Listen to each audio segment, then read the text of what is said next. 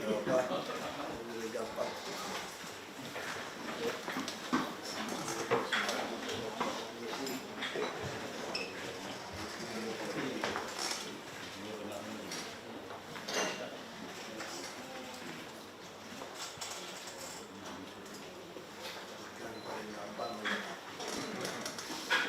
Bisa isi lagi lah, siapa lagi?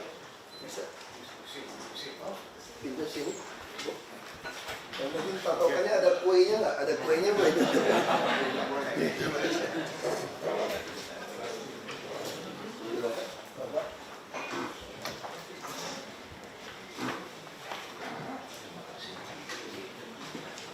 Ibu dan Bapak sekalian yang hadir, Bapak Gubernur Provinsi DKI yang kami hormati, selamat siang, selamat jumpa, salam sejahtera untuk kita sekalian.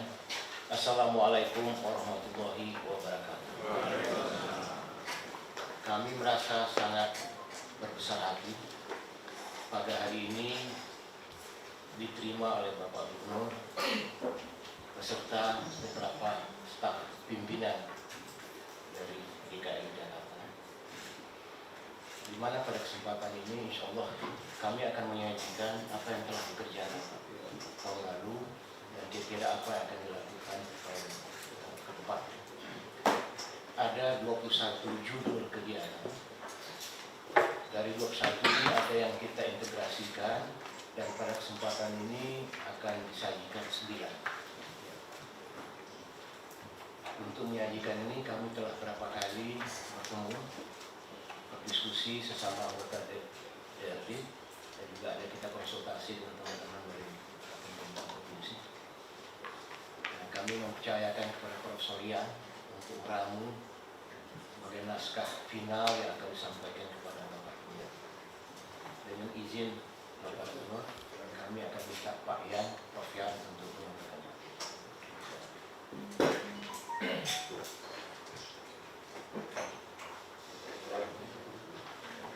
Terima kasih Bapak Pak Ketua DRD, Bapak Gubernur yang kami hormati. Bapak mau duduk sini nggak lebih gampang ini Pak?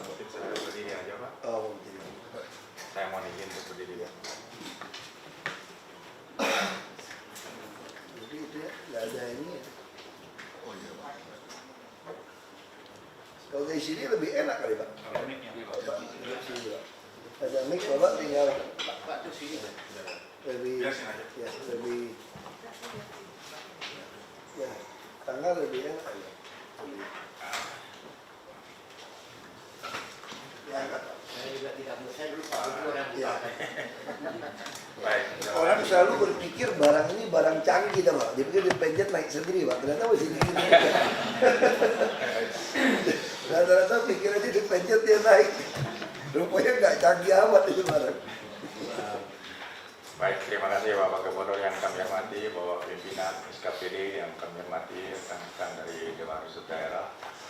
Saya mendapat kehormatan untuk mewakili Dewan Riset Daerah untuk menyajikan hasil kajian kami tahun yang lalu yang bersama-sama kan kita semua dicoba diformulasikan di dalam judul ini, yaitu bagaimana hasil-hasil kajian dari DRD ini dapat turut mendorong pertumbuhan, khususnya pertumbuhan ekonomi di DKI, mencerdaskan warga dan sekaligus mengurangi kesenjangan.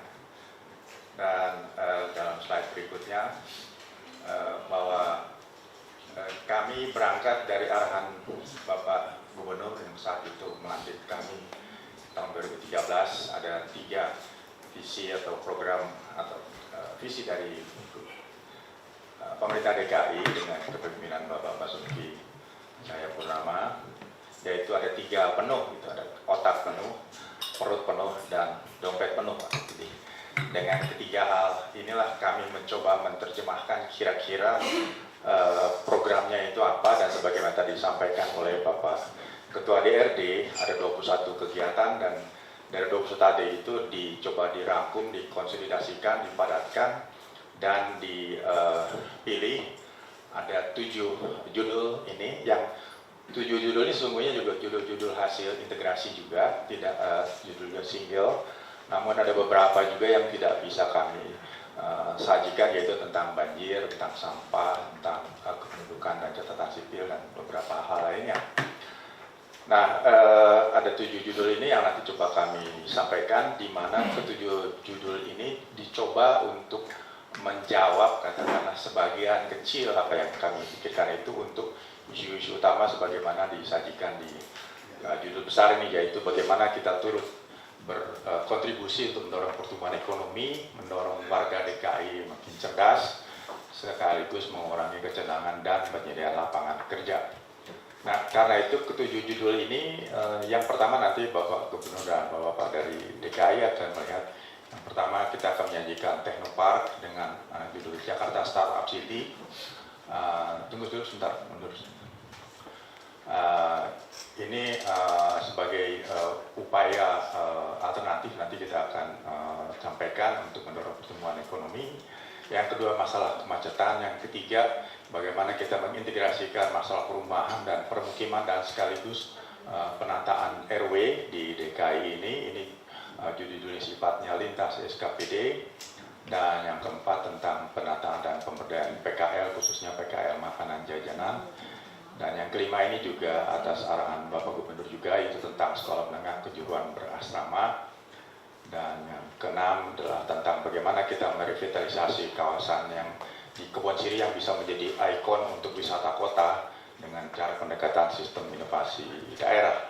Yang terakhir tentang kerjasama internasional, karena biar pengetahuan juga DKI adalah salah satu dari global cities yang turut diperhitungkan. Ya, lanjutnya silakan.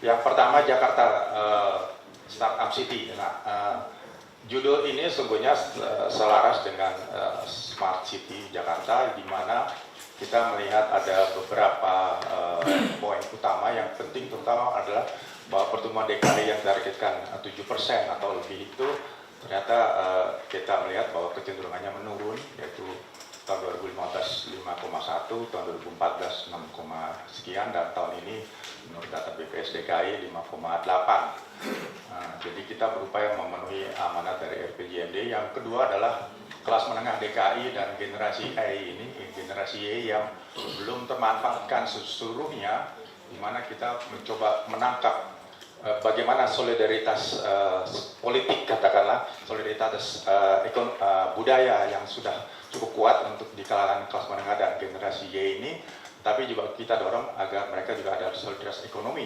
khususnya melalui kegiatan nanti startup kita.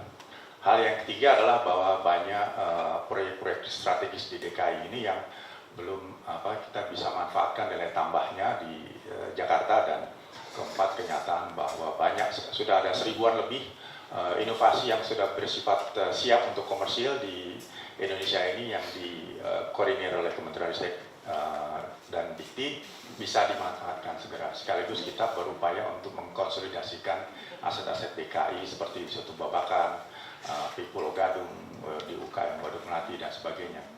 Nah, berdasarkan itu maka kami ada beberapa rekomendasi yang kami sampaikan kepada Bapak Gubernur dan pimpinan DKI.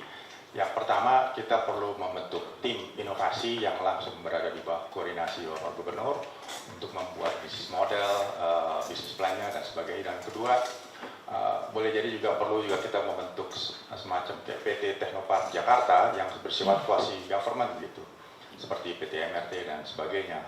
Dan langkah-langkah action nyata yaitu agar kita mengintegrasikan inovasi, culture, trade, dan innovation itu menjadi satu kesatuan, yaitu kita sarankan bahwa Jakarta Fair tahun depan itu ada sebagian porsi yang diberikan untuk innovation.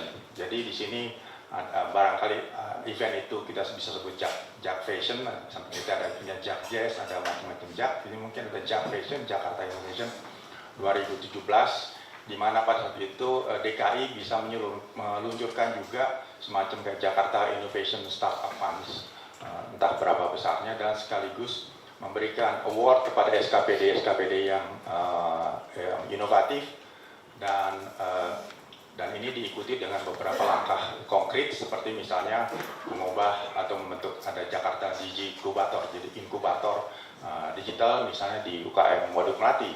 Kita bisa mulai dengan katakanlah ada 15 startup di sana, dengan sekaligus menyediakan co-working places di sana di UKM Modok Mati misalnya. Jadi satu startup itu kira-kira 24 meter persegi, kita bisa mulai dengan 15 startup misalnya.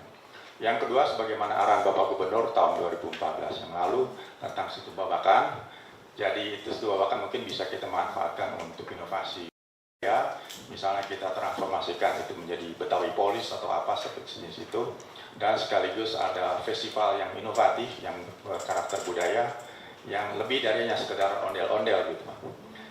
Dan dari kajian kami juga dan konsultasi dengan pimpinan DKI di sini juga ada saran juga untuk boarding school itu atau sekolah menengah kejuruan berasrama itu juga antara yang dibangun di Situ Babakan, sehingga akan ada konsolidasi program di Situ Babakan dan juga transformasi Jakarta Timur misalnya menjadi pusat inkubator. Ya, lanjut.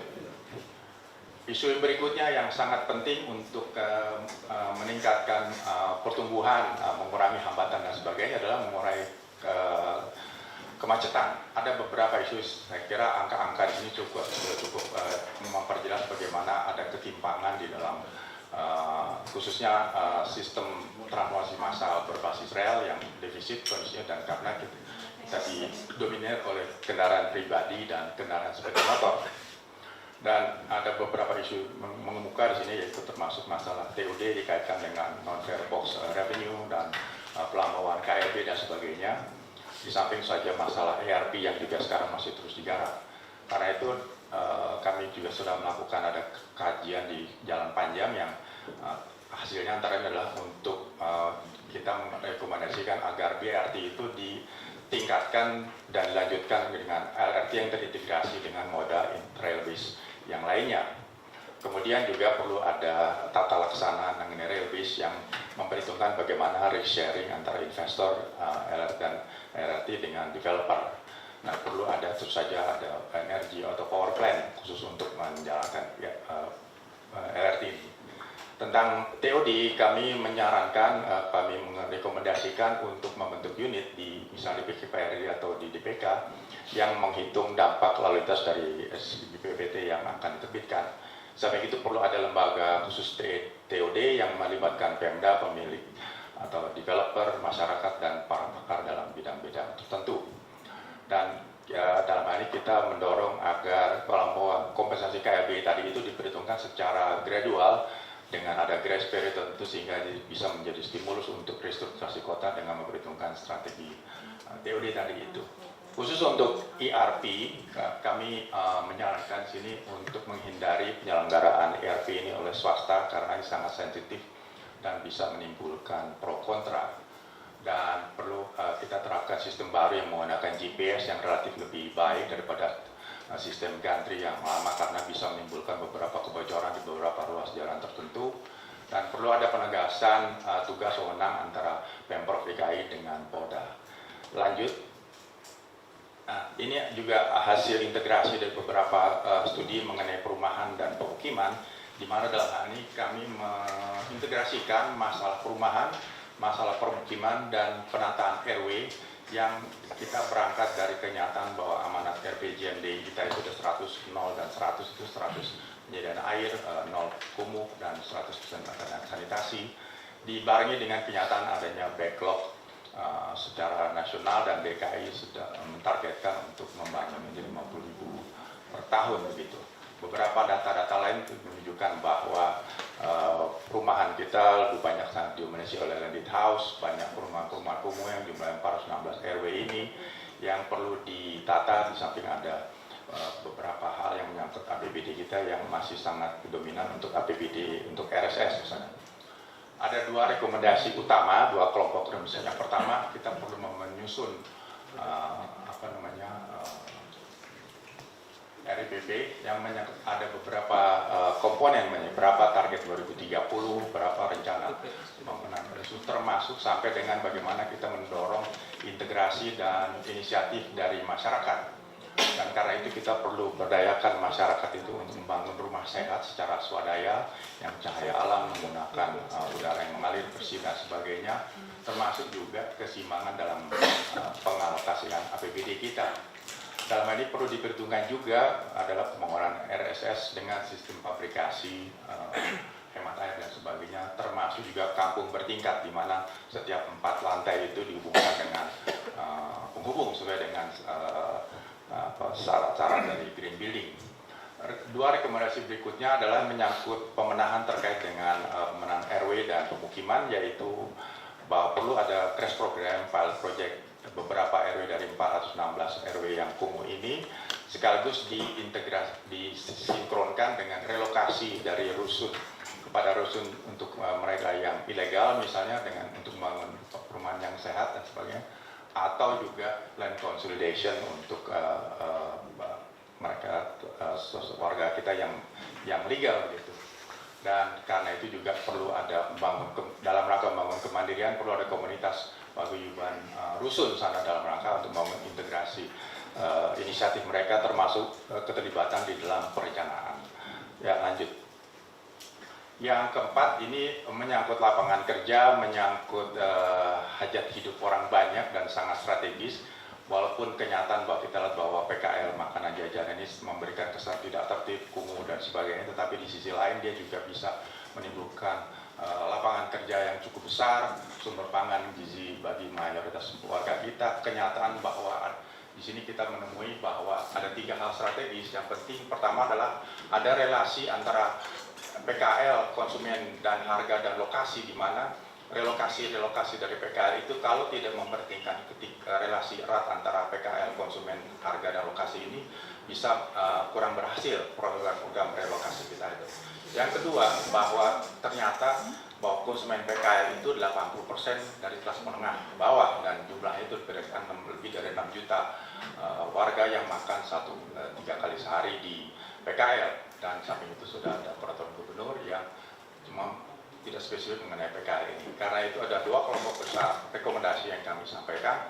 Yang pertama adalah kita perlu menyusun semacam sistem penataan makanan jajanan kaki lima ini. Ada 7 komponen, menyangkut pertama lokasi, ya, yaitu misalnya di kiri kanan dari gedung dikaitkan dengan masalah pedestrianisasi. Yang kedua, kita perlu ada sarana dan prasarana di sana. Ketiga, kita perlu melakukan pendataan dan seleksi PKL yang bisa dimasukkan di dalam kawasan-kawasan tertentu, misalnya kawasan terkendali dan sebagainya. Ada manajemen lokasi, termasuk juga ada pengawasan dan sertifikasi ASUH ini. Jadi ASUH itu adalah baca dari sini. Keamanan pangan, aman sehat, itu dan hal aja. Sudah sering lihat dari lupa. Yang berikutnya adalah pemberdayaan dari PKL, khususnya menyangkut pendanaan dan monitoring dan evaluasi terus, sehingga siapa yang tidak memenuhi syarat harus pindah tempat. Kelompok rekomendasi kedua, tentu saja kita harus membedakan antara makan dengan makan-makan begitu. Nah, ini mungkin terkait dengan PKL Marjan dan penataan di sekitar khususnya sekolah untuk menyediakan pangan dan gizi yang sehat.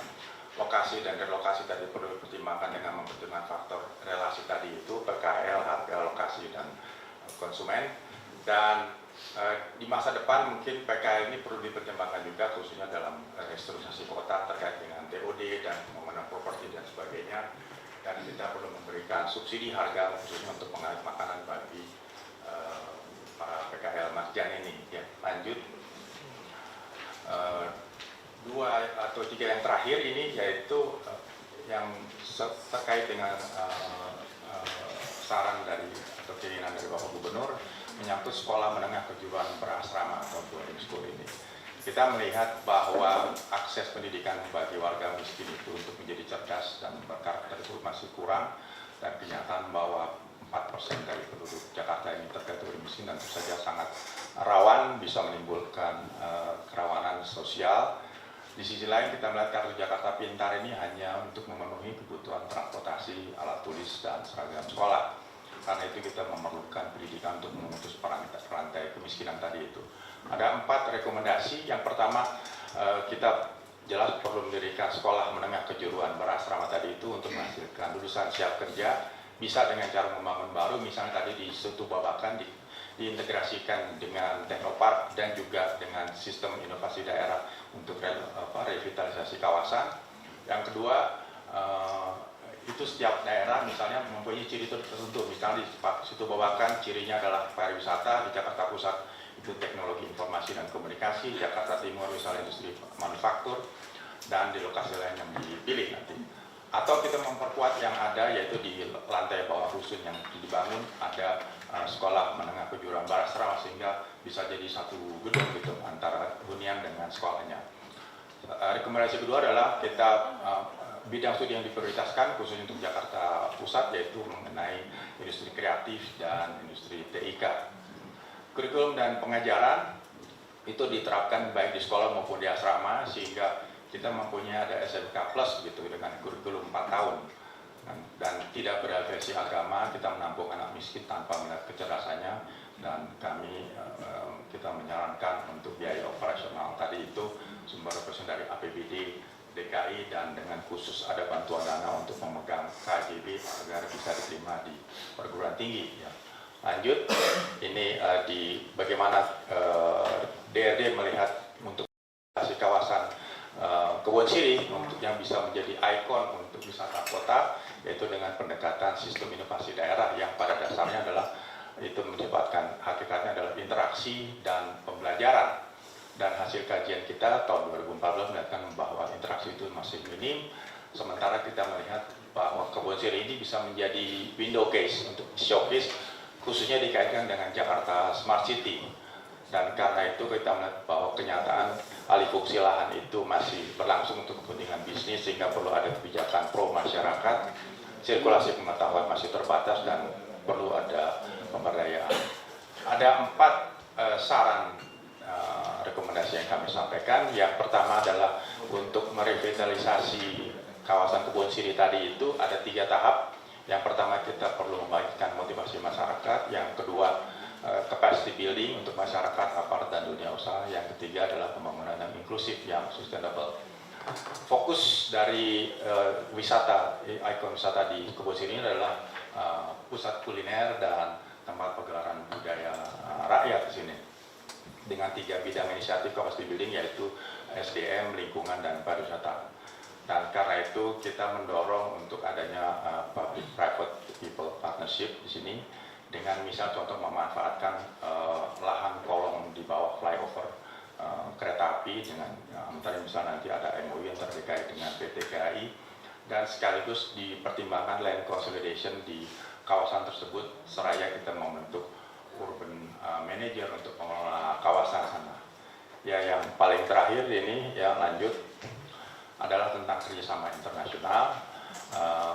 DRD cukup aktif untuk tidak hanya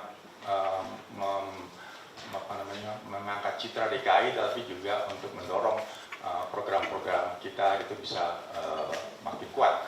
Dan ini dalam antara lain yaitu kita sudah ikut dalam kompetisi nasional, dan alhamdulillah sebagai runner up untuk revitalisasi dan adaptasi kawasan Ciliwung, termasuk juga tahun ini kita mendorong untuk RPTRA untuk ikut dalam kompetisi tadi itu. Nah, salah satu yang kami sampaikan sini adalah tahun yang lalu kami mengadakan workshop tentang Connecting Delta Cities, di mana dibuka sendiri oleh Bapak Gubernur, dan ini Connecting Delta ini merupakan wujud tanggung jawab kita sebagai Delta City, salah satu Delta City yang penting di dunia, untuk melakukan aksi-aksi yang real. Dan Connecting Delta City tahun yang lalu itu memberikan rekomendasi agar ada integrasi antara manajemen banjir yang sungai dengan manajemen flood management, termasuk dengan pembangunan infrastruktur. Dan karena itu tahun ini kita akan memulai dengan suatu kajian yang lebih mendalam, yang ilmiah, dengan bekerjasama dengan UNEP, dengan CTCN, DAI, BPPT, dan IPB saja pemerintah DKI, untuk mengambil daerah kasus di sekitar Teluk Gong sana, Teluk Gong, daerah itu ditempati oleh industri, dan itu terus menerus mengalami penurunan dan banjir, dan perlahan-lahan juga ditinggalkan. Dan karena itu kita melakukan satu modelan yang sangat rinci, baik fisik maupun sosial, dan kita harapkan keluarannya itu nanti bisa berupa decision support system, bisa mendukung Jakarta Smart City. Misalnya kalau kita simulasikan dengan curah hujan sekian, penurunan kecepatan penurunan tanah sekian, lalu ada banjir rob dan sebagainya, bagaimana dampak dan risiko serta kerugian-kerugian yang timbul itu nanti kita harapkan salah satu output dari kajiannya, sehingga kita bisa menghasilkan satu saran kebijakan yang dimana perencanaan nanti berbasis perencanaan tata ruang berbasis risiko, termasuk penataan urban ekosistem kita, peremajaan kota, serta bagaimana supply chain yang terjadi di Jakarta khususnya dalam rangka mendukung pertumbuhan ekonomi. Sebagai penutup, Bapak Gubernur dan Bapak Ibu sekalian, kami sampaikan di sini satu cooling down.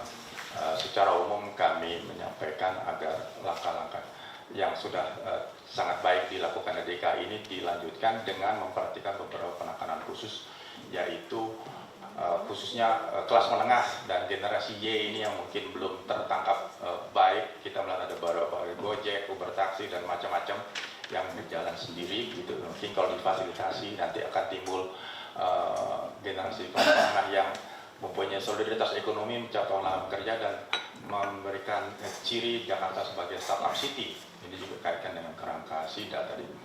Kedua, tentu saja upaya-upaya pengurangan bencana tidak sekedar hanya untuk mengatasi bencana, tapi juga untuk mendorong mobilitas warga sekaligus pertumbuhan ekonomi. Dan di sisi lain kita memberikan akses yang lebih luas pada warga, khususnya yang warga miskin yang cerdas dan berkarakter.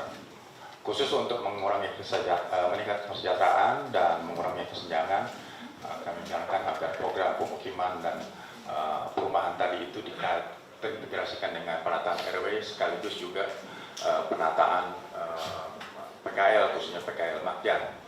Salah satu contoh untuk konsolidasi program kita yaitu Teknopark, sekolah berasrama dan kawasan revitalisasi kawasan bisa mungkin ditempuh di situ Bapak. Demikian Bapak Gubernur, mohon maaf kalau ada kekurangan dan pertanyaan. Terima kasih. Assalamualaikum warahmatullahi wabarakatuh. Terima kasih Bapak Gubernur yang terhormat dan pimpinan DKI.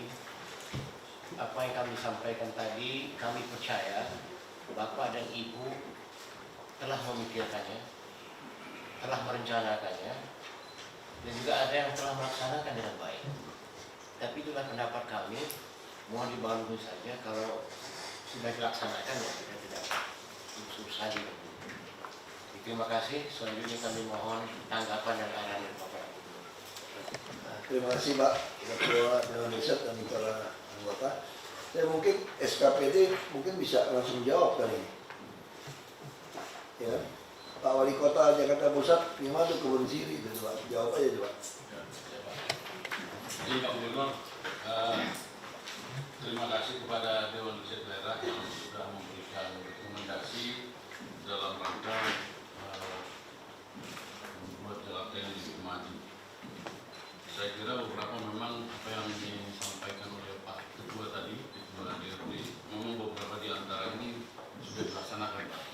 Seperti misalnya MOU DKI Jakarta dengan PT Kereta Api. Itu sudah betul-betul kita manfaatkan. Pembangunan RPTRA sudah kita lakukan di 3 kelurahan di bawah flyover kereta api di Kecamatan Sawah Besar, 1 di Kelurahan Besar Baru, 1 di Kelurahan Karanganyar, dan 1 lagi di Kelurahan Mangga 2 Selatan. Dan tahun ini pula Pak Gubernur juga akan membangun 2 lagi RPTRA di bawah kolong kereta api, flyover kereta api, yaitu di Kelurahan Gondang Dia 1 dan 1 lagi seberang MNC. Jadi 2. Jadi kita nanti akan punya 5 RPTRA di bawah kolong layar kereta api. Kami sampaikan juga Bapak Gubernur sekaligus bahwa RPTRA yang kita bangun seperti misalnya di Pasar Baru dan Karanganyar itu berada di kawasan pemukiman yang sangat padat. Jadi anak-anak di sana sekarang ada satu habit yang baru, pulang sekolah mereka nggak langsung pulang ke rumah, tetapi di RPTRA mereka berkumpul dan di sana mereka menyelesaikan PR karena RPTRA itu dilengkapi dengan WiFi, kemudian di sana juga dilengkapi dengan CCTV sehingga mereka bisa betul-betul terawasi karena di setiap RPTRA itu ada 6 pengelola. Ya, kemudian mereka menyelesaikan PR dan belajar di sana, kemudian di sana juga dilengkapi dengan perpustakaan. Jadi ini sesuatu yang baru saya lihat budaya anak-anak sekolah di Pasar Baru, Karanganyar dan Mangga Dua Selatan. Ya. Nah ini sebenarnya tahun ini juga akan kita bangun 3 Pak Gubernur. Satu lagi di Kelurahan Menteng, tetapi di Kelurahan Menteng ternyata itu berhimpitan dengan proyek double track, sehingga batal satu yang di Menteng, sehingga 2 yang kita bangun. Yang ini loh Pak, maksud saya yang soal kebun siri ini loh. Nah mengenai kebun sirih Pak, sebenarnya kebun sirih ini secara sudah didorong menjadi pusat wisata. Saya kira Jalan Jaksa juga sudah berkembang dan Jalan Sabang apalagi itu sudah menjadi pusat kuliner. Tetapi memang kalau disebut menjadi satu yang dimanage secara terintegrasi, kami aku belum. Kemudian untuk membuat pembebasan tanah di Jakarta itu memang bukan hal yang gampang. Ya, apalagi kalau itu terkait dengan kepemilikan yang sudah diakui oleh negara, artinya sudah mempunyai surat-surat tanah. Ini memang sedikit agak ada kesulitan. Namun demikian, barangkali dari Dewan Riset Daerah mempunyai satu saran yang lebih konkret untuk kita kolaborasikan di dalam pelaksanaan ke depan. Ya Pak, saya kira itu Pak yang bisa saya berikan tanggapan sebentar Pak. Terima kasih Pak Gubernur. Yang Pak Irwandi, gimana Pak? Terima kasih Pak Dinas UMKM ini Pak, biar tahu. Terima kasih Pak Gubernur, Pak Asisten, Pak Wali dan tim DRD. Disinggung oleh Pak Wali juga, kita terpadu Pak di kewilayahan itu dari Pak Wali. Penataan PKL oleh kita Pak, yang di Sabang, Bocili itu PKL sudah kita datang dan kita sudah masukkan dari BP POM, makanan itu sudah diperiksa semua. Kita sudah secara rutin Pak, per 6 bulan kita periksa lagi. Dan mengenai tadi Waduk Melati, kita sudah menyiapkan akan membangun co-working space itu seluas 1.500 meter Pak, yang dikerjasamakan nanti dengan para UKM untuk pembinaan startup. Dan penataan PKL kita banyak berhubungan dan dibantu dengan para CSR Pak, ya kita dibantu juga. Jadi memang seperti di Melawai sekarang sedang kita tata lagi depan Air Berkah untuk shelter-shelternya yang dari yang loksem yang sudah ada SK dari Wali Kota, dan juga yang di Kemayoran sedang di B1 Gang Laler sedang kita tata lagi Pak, kita bangun. Jadi kita usahakan semua mereka yang ada di jalan kita dorong, kita tempatkan di loksem dan agar tidak menimbulkan kemacetan. Seperti yang tadi disinggung Pak Wali Kota, memang kita kesulitan, tanah ini juga masih susah untuk didapatkan dalam arti ini tadi seperti yang disampaikan Pak Wali. Dan kita banyak kemarin PKK Kemayoran kita jadi dapat pinjaman tanah, dan kita juga yang di Jalan Cengkeh kita juga tata, merupakan tanah yang walaupun itu masih sengketa tapi kita manfaatkan untuk penataan kawasan kota tua. Semua PKL dikumpulkan, disentralkan di Cengkeh.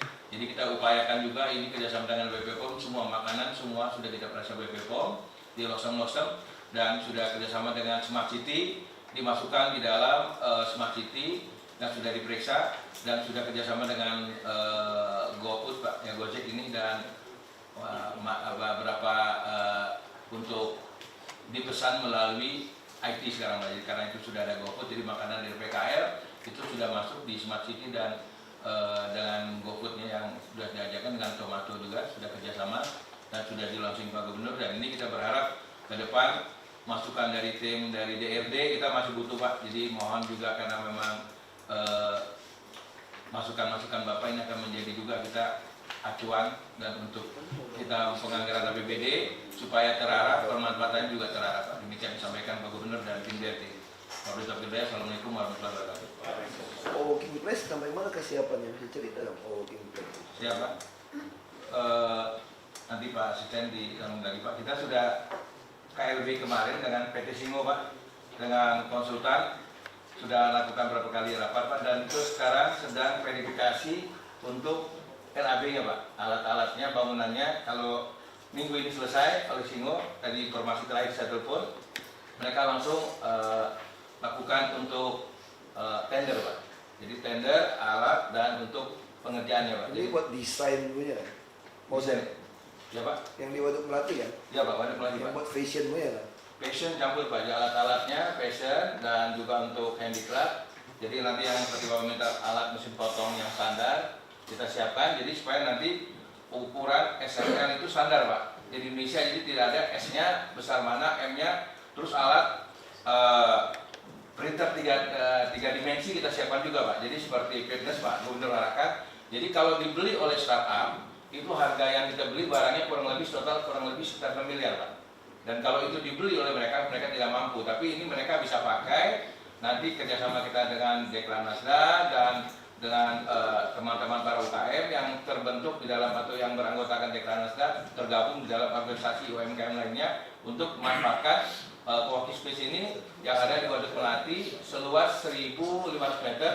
Saat ini sedang proses Pak. Mudah-mudahan minggu ini Pak Asisten mau arahnya juga nanti, karena saya sudah koordinasi tadi dengan Singo mudah-mudahan minggu ini selesai dengan Pak Leo konsultan RAB-nya Pak, langsung mereka akan tender minggu ini juga Pak. Yang itu, yang aplikasi itu di Satrio ya? Asal Belanda? Ya Pak, di Satrio nanti itu Smart City Pak. Itu Smart City. Dengan Smart City Pak, Smart City Pak.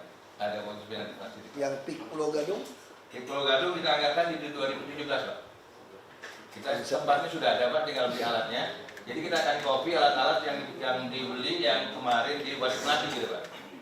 Kita akan beli alat-alat yang kita adopt dari yang sudah di tender untuk di PIK Pulau Gadung Pak. Demikian Pak. Yang ini siapa nih? Situ Babakan siapa ya wakilnya? Dari Dinas Pariwisata Pak. Ya silakan Bapak jelasin gimana. Baik, terima kasih kepada Bapak Gubernur. Saya mewakili Dinas Pariwisata kebetulan. Izin Bapak Gubernur, saya mewakili Dinas Pariwisata. Kebetulan kepala dinas saya sedang tugas ke Medan pada pagi hari ini.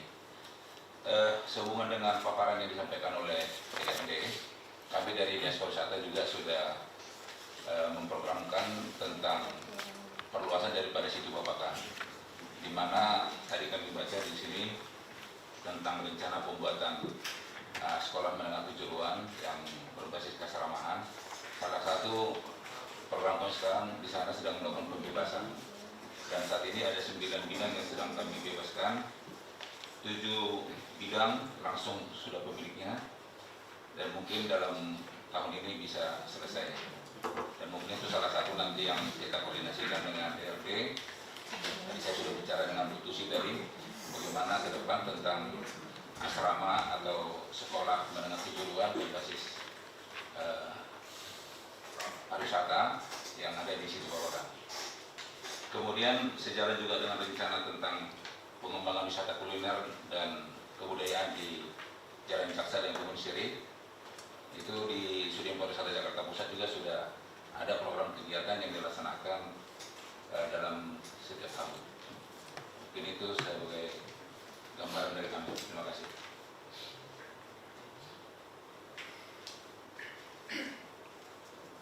Ya, terima kasih. Situ Babakan sih memang terus terang sangat tidak memuaskan. Pembebasan lahan juga ada masalah. Itu yang, jadi kalau menurut saya masalah kita tuh pembelian lahan itu yang suka masalah sebetulnya.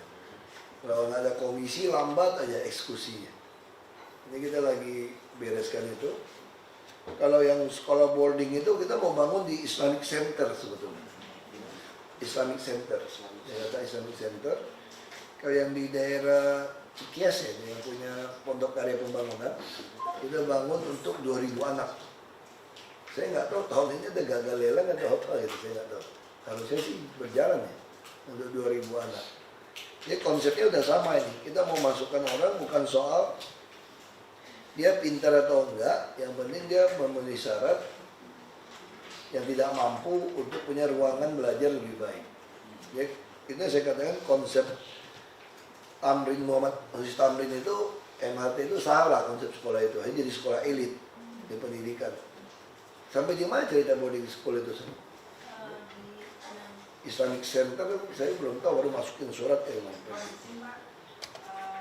Dinas Pendidikan kan? Ya, kita dinas pendidikan Pak. Mohon maaf Pak. Gak apa? Kondisinya sedang Jelasin aja. memang yang kami setelah intens berbicara dengan dari pihak DRD, kami berencana akan mengembangkan, ada 2 Pak sebetulnya. Di Islamic Center itu akan dikembangkan menjadi SMK program keahlian teknik komputer, atau kita akan mengembangkan di Kepulauan Seribu Pak. Ya. Baru itu Pak mungkin rencananya Pak. Sementara. Karena kalau untuk membangun SMK berasrama dengan nomenklatur baru itu membutuhkan biaya yang lebih besar, dan kita harus mencari lokasi yang memang memadai untuk itu. Pulau Seribu lebih cocok ya? Pulau Seribu untuk kelautan Pak. Kelautan itu ya? Yang lain? Mau yang lain? Coba dari yang dipaparkan tadi. Mungkin Pak, Ya, silakan. dari Dinas Penataan Kota Pak, terkait revitalisasi kebun. Pakai itu aja. Ya, terkait revitalisasi kebun sirih, selain memanfaatkan kolong kereta api, itu banyak tanah-tanah, termasuk tanah yang di Pasifik, sebelah Pacific Place, itu juga menurut saya perlu kita manfaatkan gitu Pak. Iya. Tanah termasuk yang BPM dan parkir dan pengembangan parkir sekitar seperti itu. Pacific Place itu. Saya kira itu udah mesti langsung tuh, sebab Pacific Place kan tanah kita orang DKI. Langsung dipakai itu Pak Irwandi, jadi kebun sirih. Orang itu harusnya nggak boleh parkir situ, harus jalan kaki. Kalau yang jalan apa? Aduh, bukan kebun sirih itu apa? Sabang.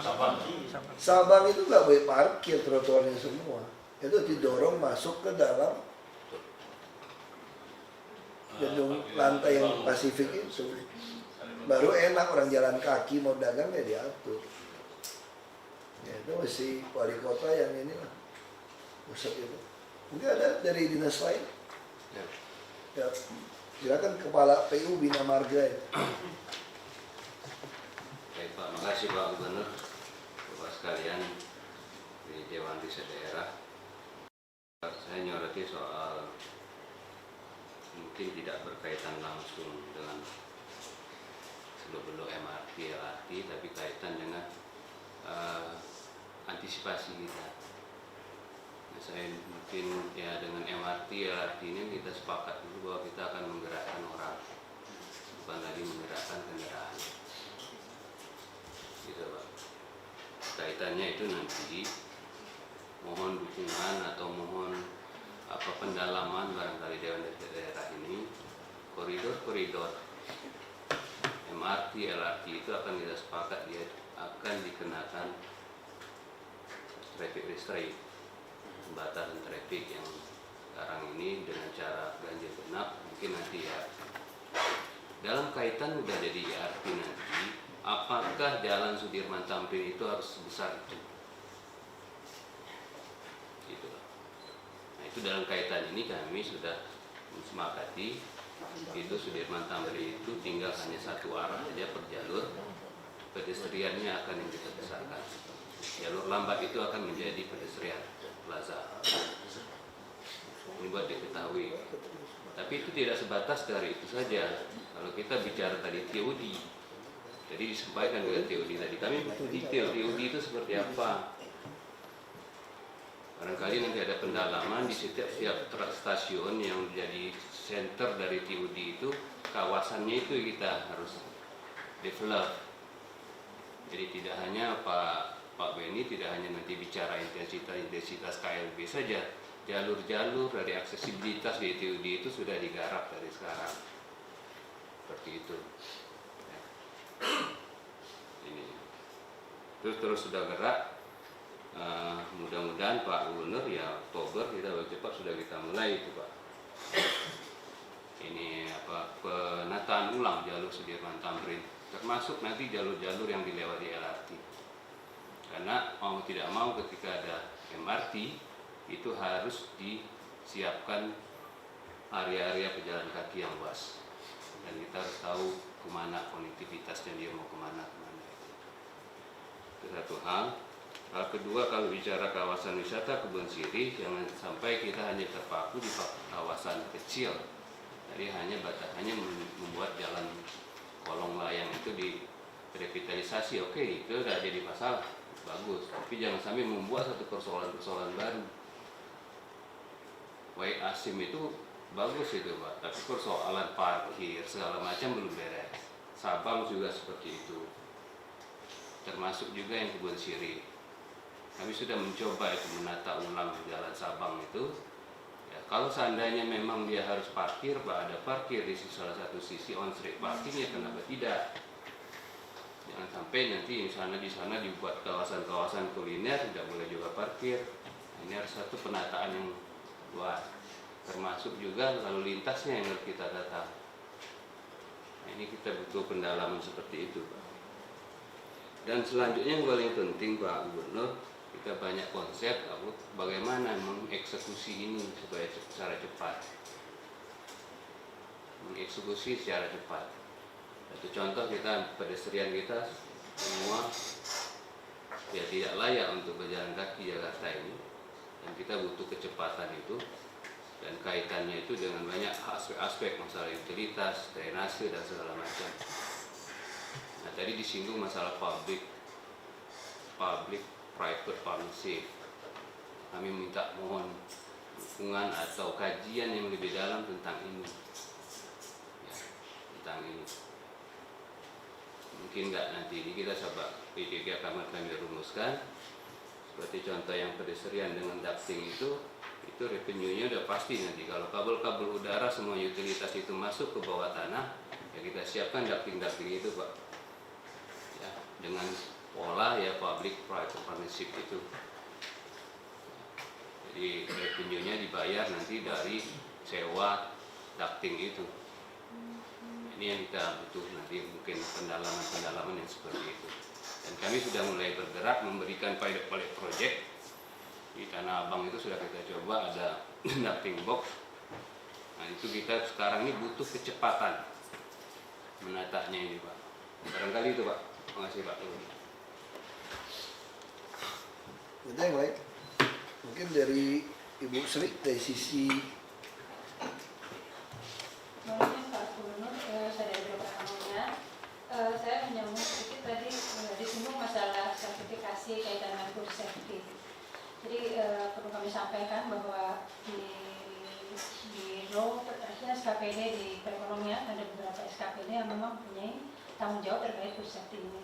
Jadi kami memang sudah farm to the table, jadi mulai dari awal semua step distribusi kita sudah lakukan pengawasan, mulai dari supermarket tradisional, kemudian kita trace dari mana dia berasal, one step before, one step ahead-nya juga kita lakukan. Nah, ada permasalahan Bapak Ibu yang terhormat, di sini kami ada berkaitan dengan masalah formalin, Pak Gubernur. Kami mohon juga bantuan dari DRD kalau bisa mencarikan solusinya. Jadi formalin itu kan zero tolerance, artinya tidak boleh ada di dalam makanan. Nah, beberapa waktu terakhir ini teman-teman dari Dinas Kelautan, Pertanian dan Ketahanan Pangan menemukan ikan semar itu di Muara Baru, nama latinnya itu Lampiris butratus ya. Itu tuh posisi formalinnya itu sudah sangat ungu sampai 80 ppm. Itu seharusnya kan sudah harus dimusnahkan. Akan tetapi ternyata ada kajian dari para ilmuwan baik dari jurnal internasional maupun juga ada dari dalam menyatakan bahwa ada jenis ikan tertentu yang sudah memproduksi zat seperti formalin, jadi membentuk formaldehid gitu, yang secara pengujian dengan formaldehid test kit itu seperti berwarna ungu juga. Nah, kami di lapangan tuh agak sedikit membingungkan karena kita sudah jadi payah menemukan, terutama dari pasar, Pak, di trace ternyata dari Kalibaru kita trace lagi dari Muara Baru dan kita ketemu gudangnya. Gudangnya itu cukup besar dan itu juga berasal dari Bali. Nah, tadi kami ditahan oleh Kementerian Kelautan karena ini belum tentu memang disengaja ditambahkan. Karena di aturan perundangannya bahwa kalau sengaja ditambahkan, maka kemudian kita bisa jerat dengan pasal-pasal undang-undang tersebut gitu ya. Sementara ini kami sudah berkoordinasi, kita surat ke Kemenkes, ke BPOM, memang perlu dikaji lebih lanjut. pertanyaannya, kalaupun memang ya, formalin tersebut sudah ada di dalam ikan, tetapi pada saat dia sudah lebih dari, apalagi sudah 80 ppm, tentunya secara kesehatan seperti apa? Nah ini teman-teman dari DKPKP Pak sekarang bahkan ikut mengikuti kapal laut, kapal tangkap yang biasa menangkap ikan smart tersebut, karena dia adalah bycatch-nya ikan tuna. Kita jadi ingin tahu kalau memang betul itu ada, berarti pada saat ditangkap kita langsung uji di tempat. Kalau memang uji di tempat berarti memang betul itu dia memproduksi sendiri. Tapi kalau ternyata tidak, berarti ini ditambahkan Pak. Itu yang kita agak sedikit khawatir, karena penjualan di lapangan itu dibentuk dalam bentuk filet, semacam sejenis seperti tuna kelihatannya. Gitu. Ini menjadi PR bagi kami. Mohon kalau memang dari Bapak Ibu sekalian sudah meneliti, ini juga menjadi satu masukan kajian bagi kami bagaimana kami harus. Sementara ini sih dimusnahkan Pak. Kemarin terakhir 5 ton sama teman-teman di KPKP dimusnahkan karena kita menganggap itu juga berbahaya bagi kesehatan. Saya mungkin terima kasih. Assalamualaikum warahmatullahi wabarakatuh.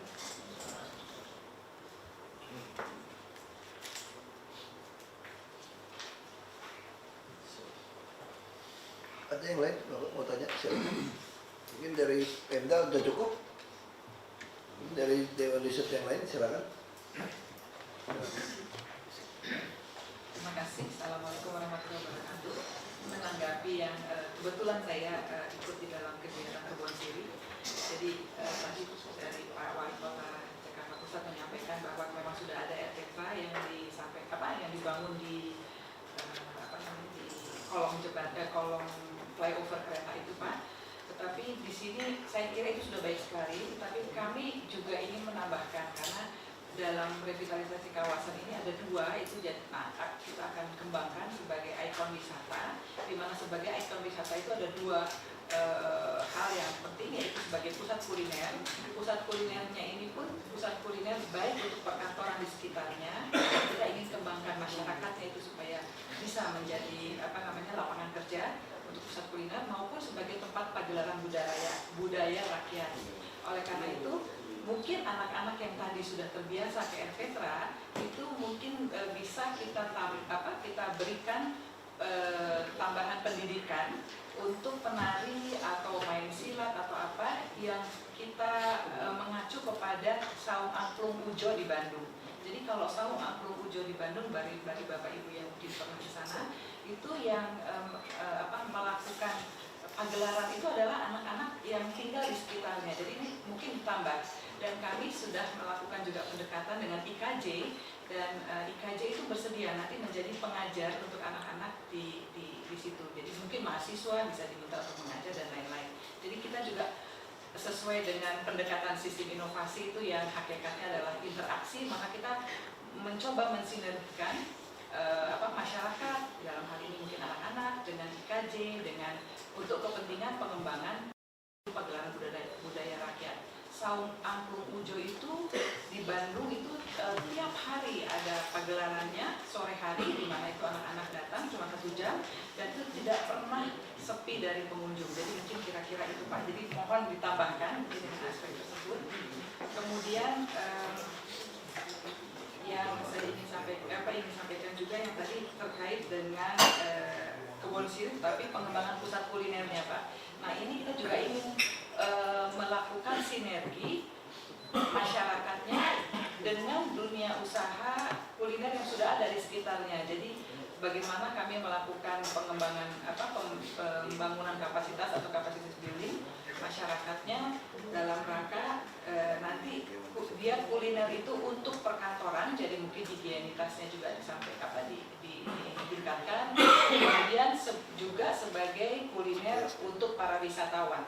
Dan itu kita akan coba akhir tahun ini kita akan coba untuk membuat desainnya baik untuk pusat kuliner yang untuk pariwisata maupun untuk tempat pagelaran budaya rakyat. Jadi kami sangat menyambut baik sekali kalau memang sudah ada hal-hal yang dilaksanakan, tapi akan kami sangat berharap juga kita bisa bersinergi untuk dalam rangka mengembangkan desain-desain untuk kepentingan pengembangan ikon wisata itu pusat kuliner dan pagelaran budaya.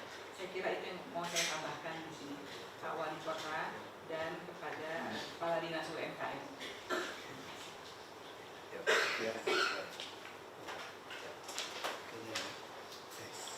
duku atas tinggal lagi ya.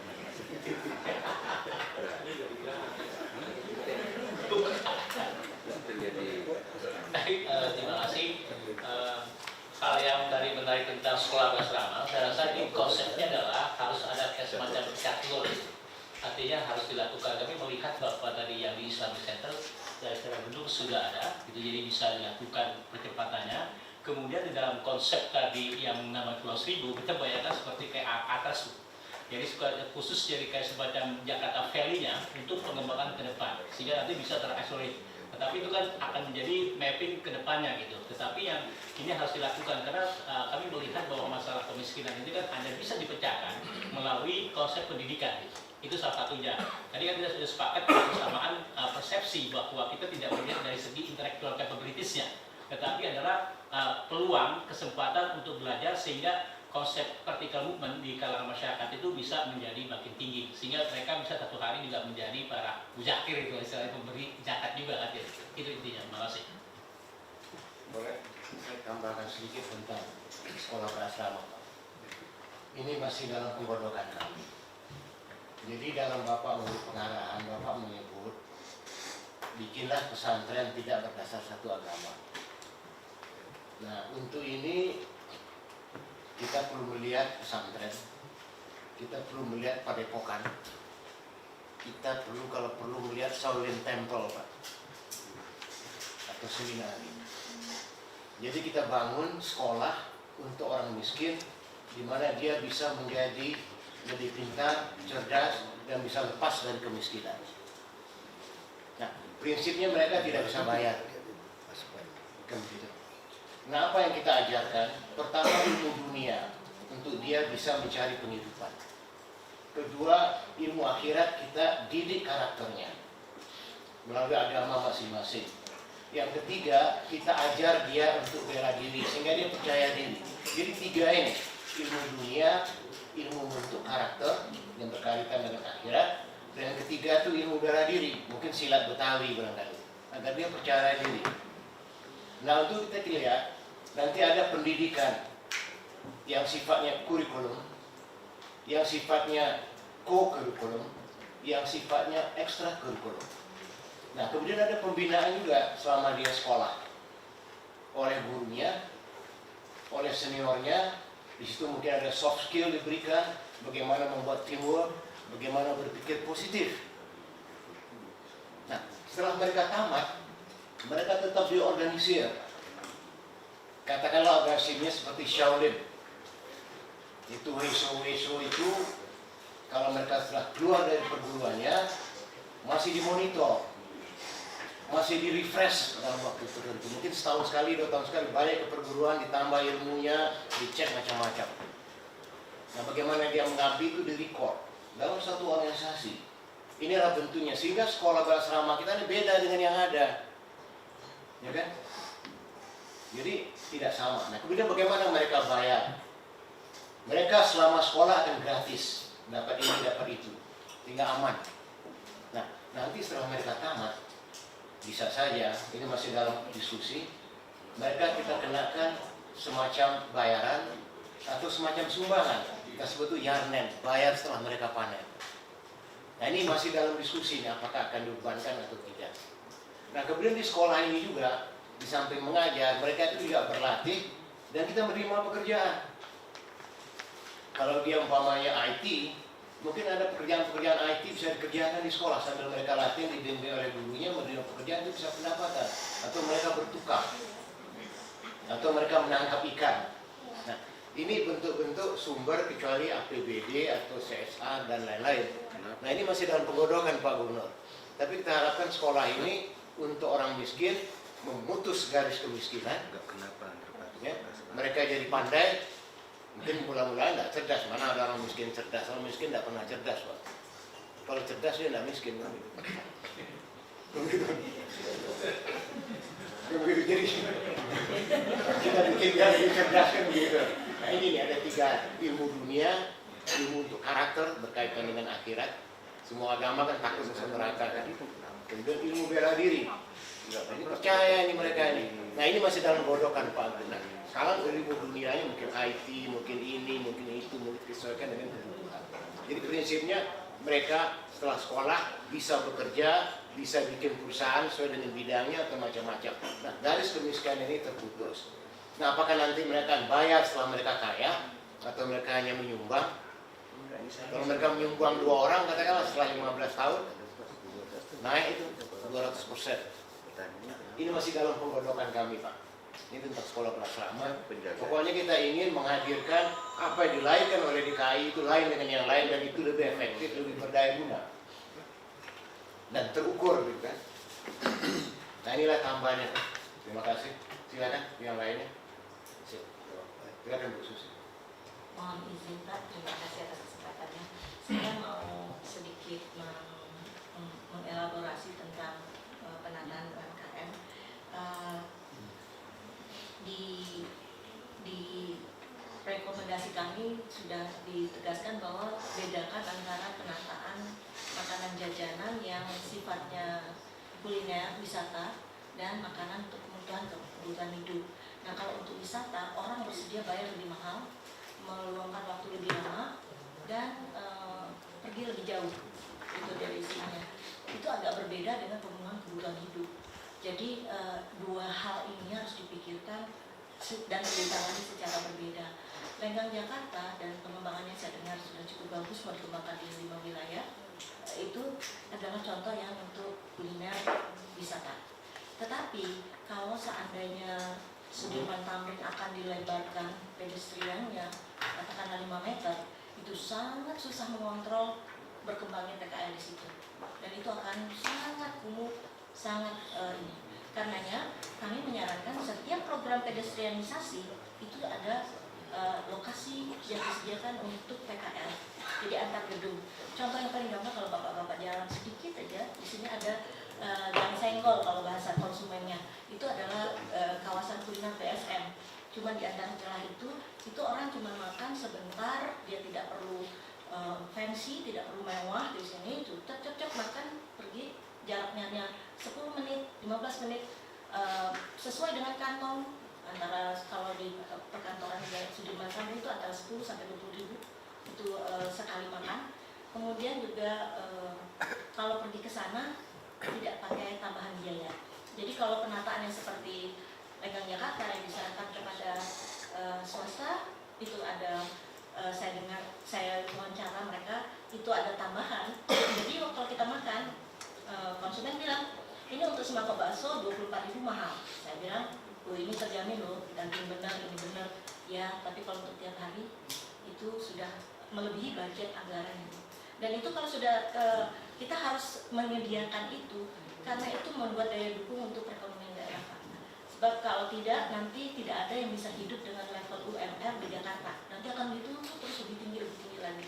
Jadi kalau kita bantu orang-orang yang membantu menyediakan makanan murah, cepat dan mudah diperoleh, maka itu akan bumper inflasi itu akan bumpernya cukup kuat.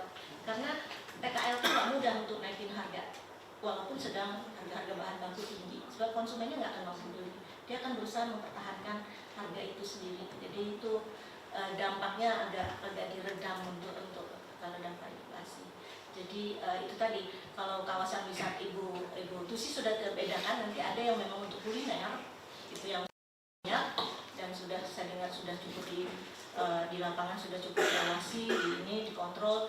Tetapi ada yang memang untuk para pekerja kantoran sekitar situ itu yang murah, yang masih kotor, masih tidak kita awasi, yang masih di mana-mana. Untuk yang seperti itu tidak perlu ada parkir Pak. Jadi karena dia datang situ ya cuma untuk makan gitu. Bahkan mungkin cuma beli terus makan di kantornya gitu, suruh OB terus untuk bosnya makan mejanya seperti itu. Tapi itu adalah pemenuhan gizi dan jadi perbedaannya adalah itu. Saya sangat merekomendasikan kalau seandainya ada pedestrianisasi itu juga langsung disediakan. Jadi dengan demikian kita punya prinsip bisa menjaga supaya pedestrian itu tetap bersih dan cantik gitu. tapi juga mengenai pemberdayaannya Pak. Perubahan perilaku di antara PKL ini itu ada 3, ada dididik, dibantu, dan dipaksa. Tapi urutannya nomor 1 dididik dulu, kemudian kita bantu dia. Nah jadi karena itu pertimbangan tadi relasi antara PKL sendiri dengan konsumennya, kemudian harganya dengan lokasinya, itu betul-betul harus diperhatikan ketika kita menangani yang 1 tadi, yang pemenuhan kebutuhan dari 6 juta lebih dari warga DKI ini. Itu agak berbeda dengan kalau yang memang untuk wisata. Saya kira itu sekedar tambahan wawasan saja. Terima kasih. Silakan Pak Tris. Maaf, satu lagi mengenai wisata Kebun Sirih, kajiannya timnya Bu Tusi sudah menyatakan bahwa warga di sana itu memang tidak berminat untuk mengembangkan lagi daerah tempat tinggalnya di situ, baik yang pemilik lahan, sertifikat pemilik dan sebagainya. Mereka tinggal nunggu dari swasta untuk membeli lahan mereka. Dan kalau boleh lebih baik DKI yang beli daripada swasta supaya bisa kita tata gitu dan tetap menjadikannya ikon wisata kota Jakarta.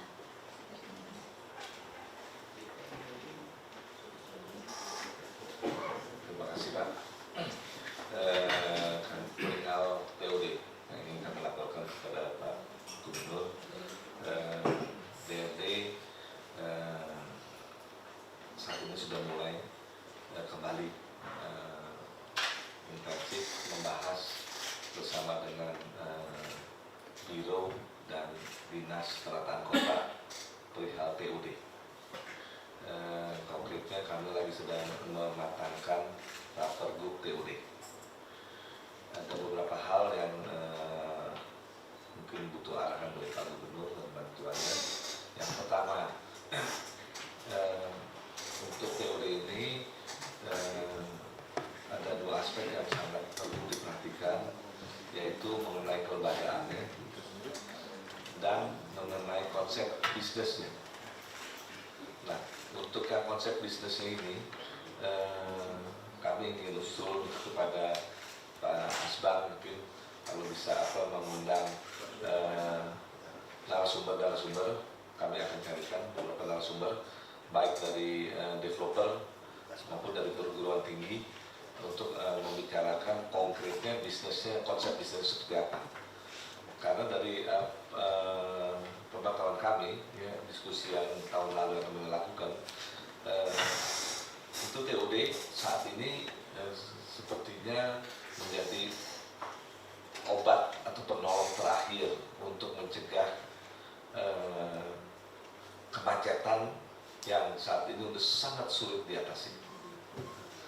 Yang kedua, kami sampaikan juga dari hasil diskusi yang kemarin, Biro Hukum juga sedang mempersiapkan mengenai Rapergub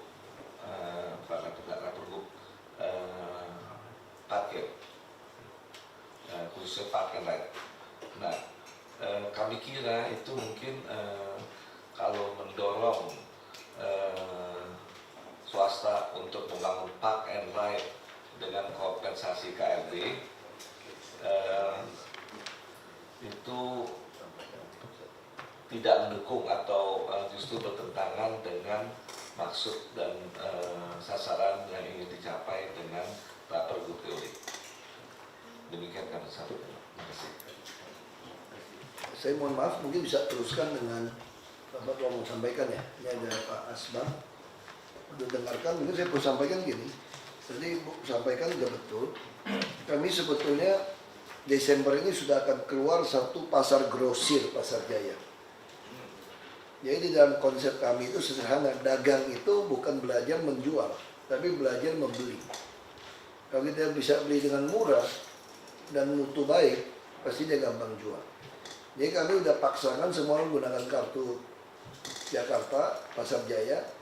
Kami akan beli langsung dari pabrik-pabrik, harga kebutuhan pokok, termasuk sembako, sehingga kami memotong semua jalur distribusi langsung kepada penjual kami.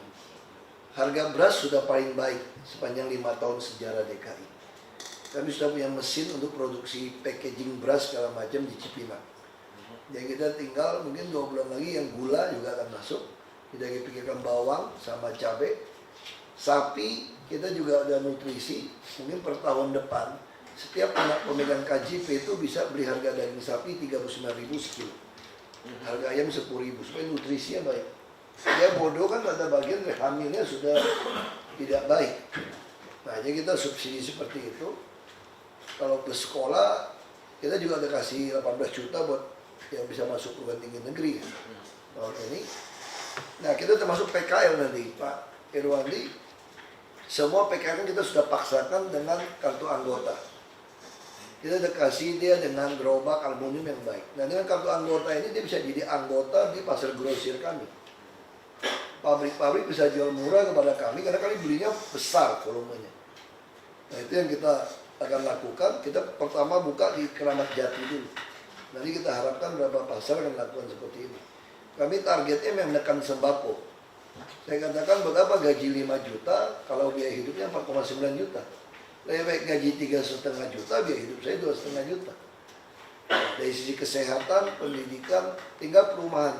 Transportasi itu ada subsidi habis-habisan. Bukan hanya untuk orang Jakarta, termasuk Tangerang, Bekasi, Depok kami subsidi. Kita keluarkan tiket tahunan. Nah, kalau soal TOD, lupakanlah kasih kepada BUMD. Kebijakan saya berubah. Saya kalau boleh tarik semua jalan tol dalam kota, nggak ada namanya dikuasai oleh BUMD, BUMN. Saya pengennya semua IRP saja. Ngapain bayar kantin, bayar direksi? Langsung cemplung aja duitnya ke kita. Kita langsung pakai uang IRP. Saya pengen seluruh jalan Jakarta saya pasang IRP nanti. Makanya kita beli putus. Saran Bapak, nggak ada kerjasama swasta.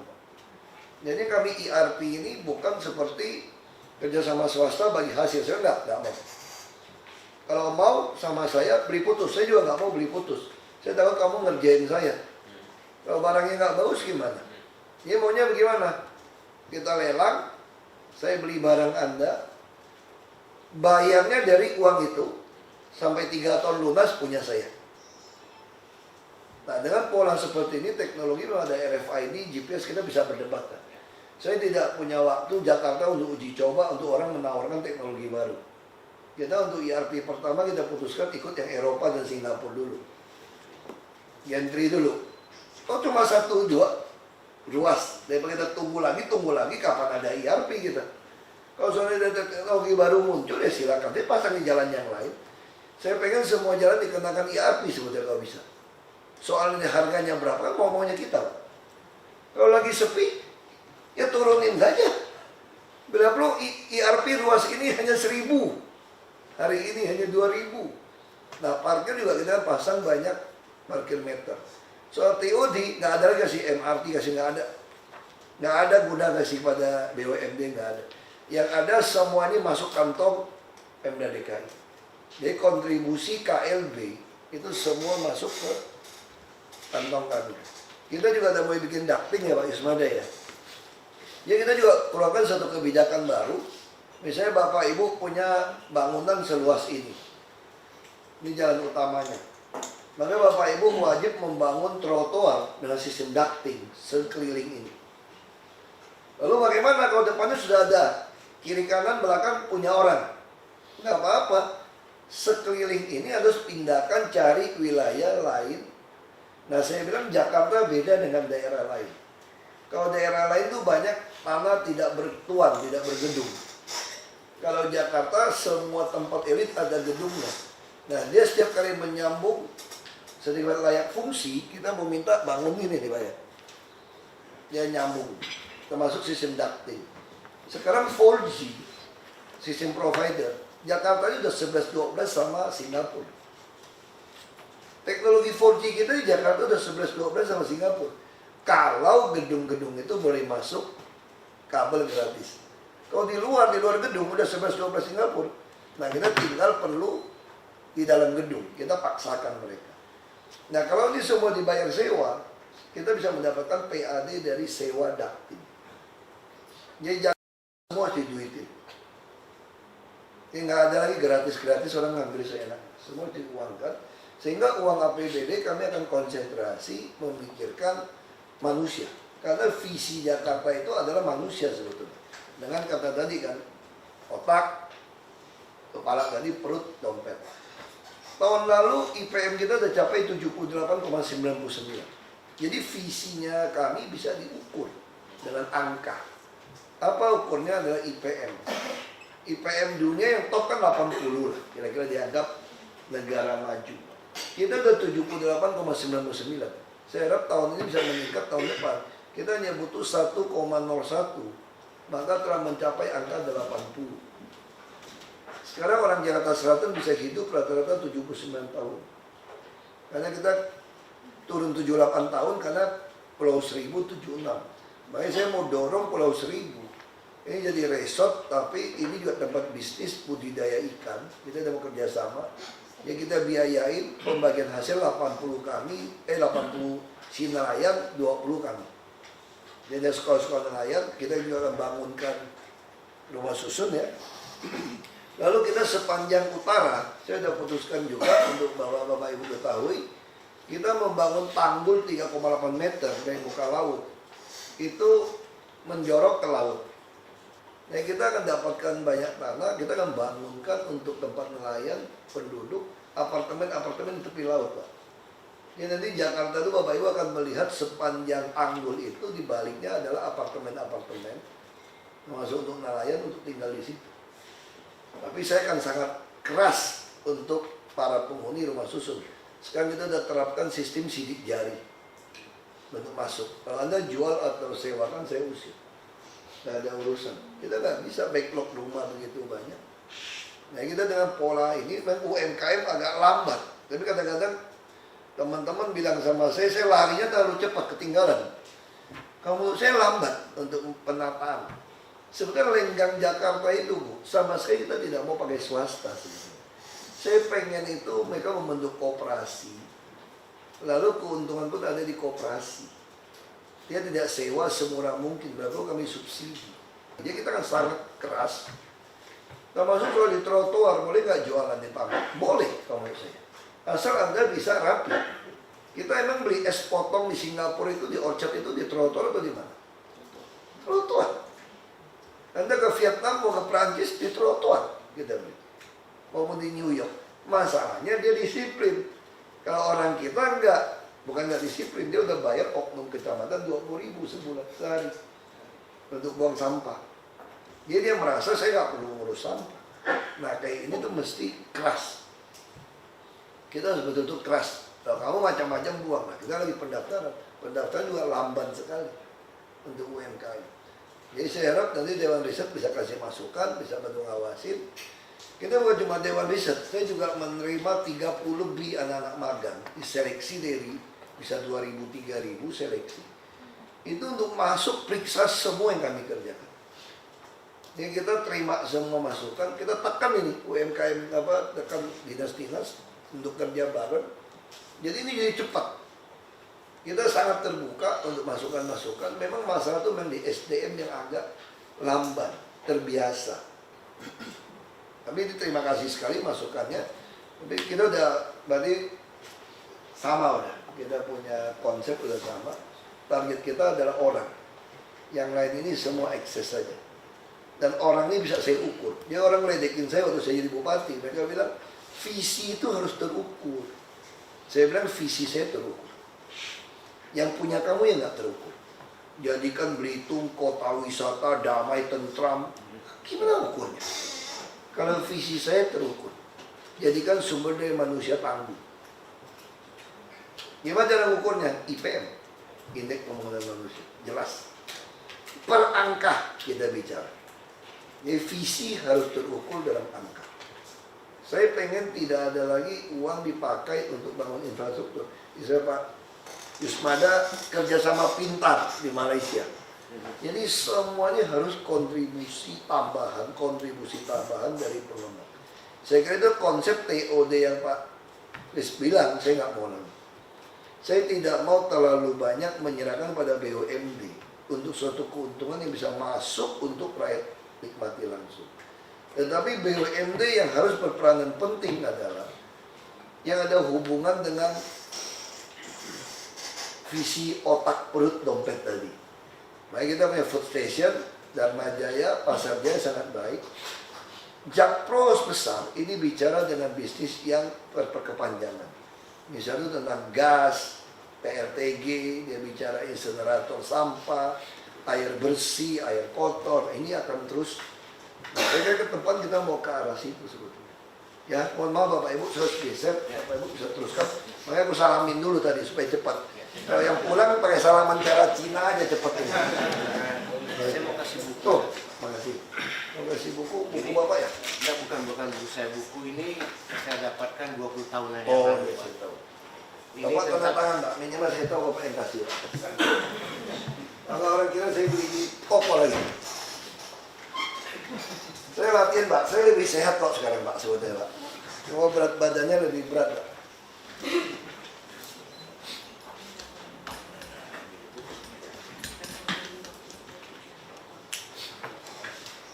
Jadi ini buku Cikung Pak, Iya. disusun oleh Wong Kyu Kit. Nah, Wong Kyu Kit ini adalah murid Shaolin tinggal di Malaysia. Dia menyusun, mengeluarkan 10 gerakan Cikung terbaik dari Shaolin. Bapak kan sering ngomong pendekar Shaolin. Ya, itu 10 gerakan terbaik untuk kesehatan dan vitalitas Pak. Bapak tahu yang ngajarin ini siapa Pak? Ini Muhammad Nasrun yang dokter olahraga kita ini loh. Coba. Nasrun. Nasrun yang ngajarin Pak. Cikungnya. Ini bagus Pak. Dia ngajarin saya Pak. Jadi kita kalau ngos-ngosan kita gerakinin sebentar langsung turun tuh denyut jantungnya. Bagus ini. Ya masih. Bapak Ibu mungkin bisa teruskan. Jadi sukses. Masih. Saya siap. Ya.